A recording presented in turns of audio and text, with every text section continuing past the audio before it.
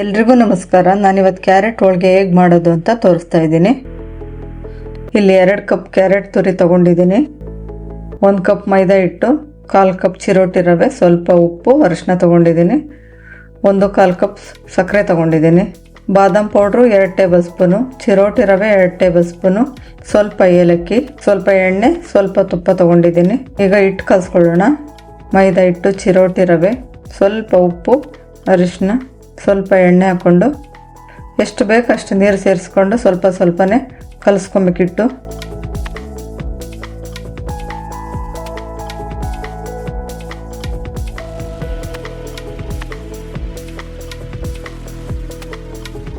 ಇದರ ಮೇಲೆ ಸ್ವಲ್ಪ ಎಣ್ಣೆ ಹಾಕಿ 2 ಗಂಟೆ ನೆನೆಯೋದಕ್ಕೆ ಇಡಬೇಕು.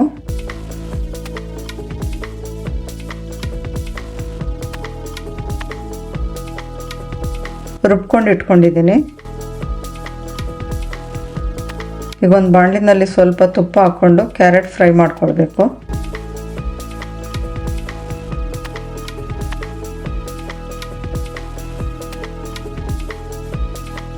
ಕ್ಯಾರೆಟ್ ಸಾಫ್ಟ್ ಆಗಬೇಕು.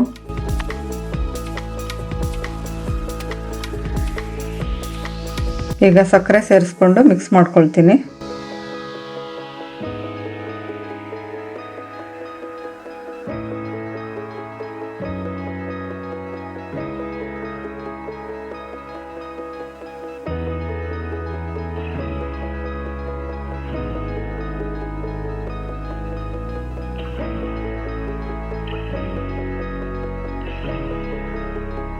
ಬಾದಾಮ್ ಪೌಡ್ರ್ ಹಾಕ್ಕೊಳ್ತಾ ಇದ್ದೀನಿ.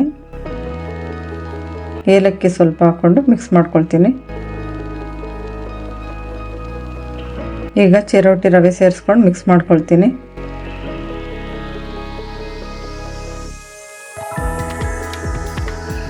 ಈಗ ಎಲ್ಲ ಬೆಂದು ತಳ ಬಿಡ್ತಾ ಇದೆ.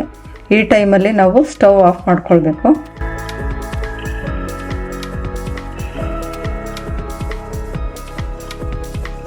ತಣ್ಣಗಾದ್ಮೇಲೆ ಈ ಹದ ಬರುತ್ತೆ.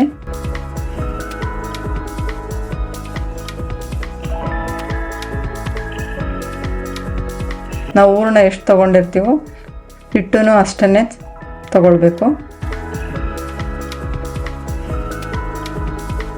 ಈಗ ಒಂದು ಹೋಳಿಗೆ ಶೀಟ್ ಮೇಲೆ ಎಣ್ಣೆ ಹಾಕ್ಕೊಂಡು ತಟ್ಕೊಳ್ಬೇಕು.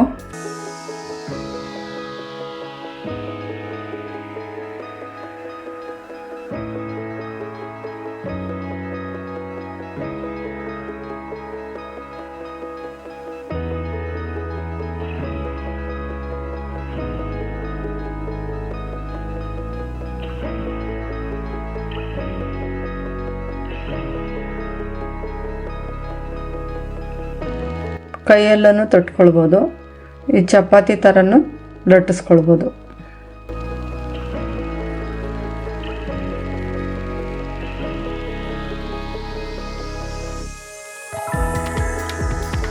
ಹಿಂಗೆ ತೆಳ್ಳಗೆ ಲಟ್ಟಿಸ್ಕೊಂಡಿದ್ದೀನಿ. ಈಗ ಹೆಂಚು ಮೇಲೆ ಎಣ್ಣೆ ಸ್ವಲ್ಪ ಬಿಸಿ ಮಾಡಿಕೊಂಡು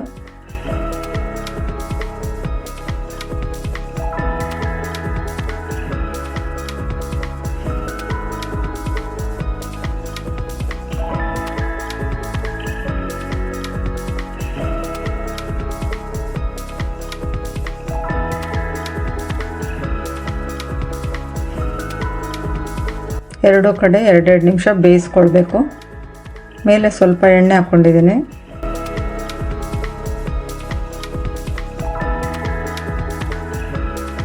ಇದು ಬೇಳೆ ಹೋಳಿಗೆಗಿಂತ ಈಸಿಯಾಗಿ ಮಾಡ್ಕೊಳ್ಬೋದು. ಈ ರೆಸಿಪಿ ನಿಮ್ಗೆ ಇಷ್ಟ ಆದರೆ ಲೈಕ್ ಮಾಡಿ, ಸಬ್ಸ್ಕ್ರೈಬ್ ಮಾಡಿ. Thank you.